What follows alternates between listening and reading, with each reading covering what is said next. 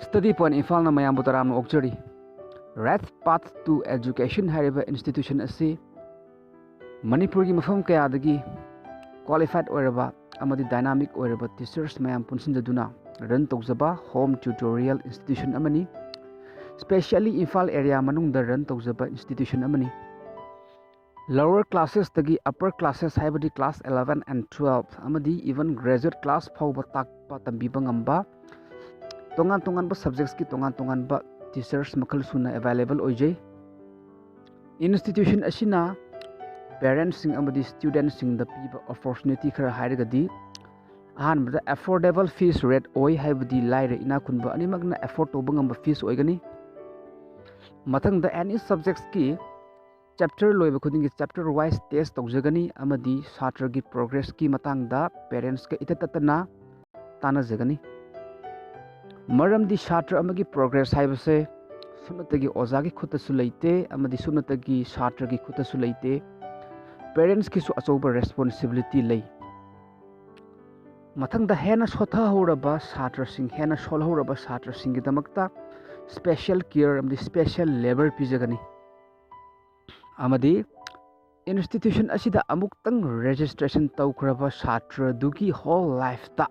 mahakna hojik tamliba class tugi matung tamlakadaba class khuding makta darkar oirakadaba different subjects ki tongan ba subjects ki tongan ba oja khuding mak institution asina provide tawjagani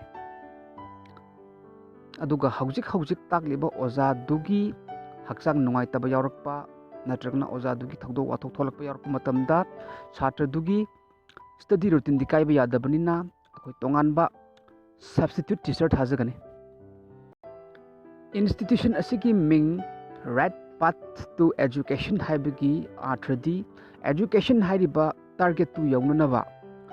asengba achumba lambi haijabani haibagi atradi hojiki matamda makhong senghaudraba foundation senghaudraba chhatra mayam ama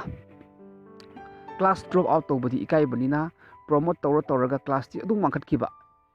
class ti adung mangkhalakpa haitabara sum hengkalakpa adudagi problem oisalakpa burden oisalakpa adudagi laik tambagi artha tholoktaba sense tholoktaba aduna mayamsu tamnai haiduna adum pangtam tamba pangchat tatpa mayamsu coaching yauni haidana adum style namada fashion namada pangaudu yauba coaching yauri badugi school chali badugi main objective to di phangdaba adugum makhalgi chhatrana prik sauna leiraba Manipur khunai amani haibada haiman bathok loi makhong sengna laik tambagi mahau khangna larik tamba chhatra di khara khatani ayambadi mayamsu tamnai haiduna pangtam tamba ngaktani adugumlaba sotha horaba chhatra